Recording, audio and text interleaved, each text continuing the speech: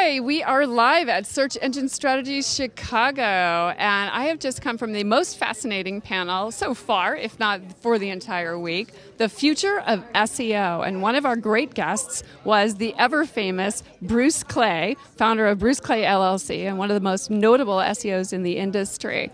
So Bruce, I asked each of the panels to give our audience a very practical piece of advice. How can they prepare for the future? What can they do right now? Practical tips.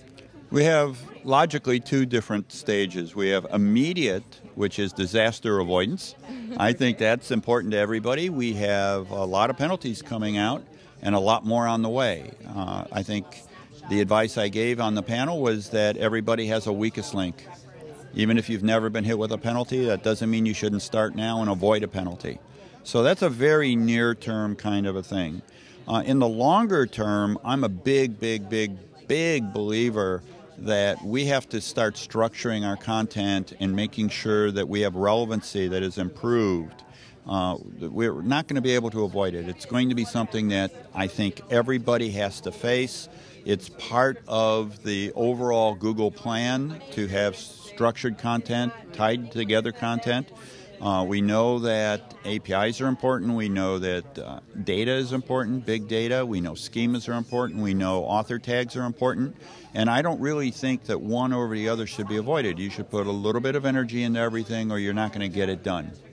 So just a lot more stuff, but just keep hitting it on all fronts and also be aware of penalties. And you said something about links. Should we be careful with our links? You said the weakest link. What should we do about our links? Well, weakest links are generally links that you have. They are sites that link to you or actually that you would link out to, either one, where that link is generally considered to be a junk link. It is low quality, it is off topic, inorganic. It doesn't contribute to anything really of value other than its passing page rank.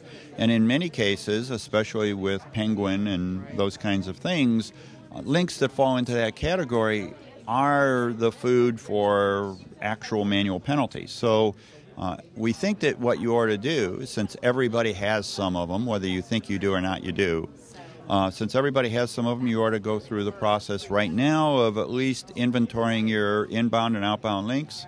And if there are links that are bad, get rid of them. I did an inventory on my site. Yes. 13,000 outbound links, and I probably had 200 that were 301s or 404s, or it's just old because I have 8,000 pages, and you know that's a lot of links.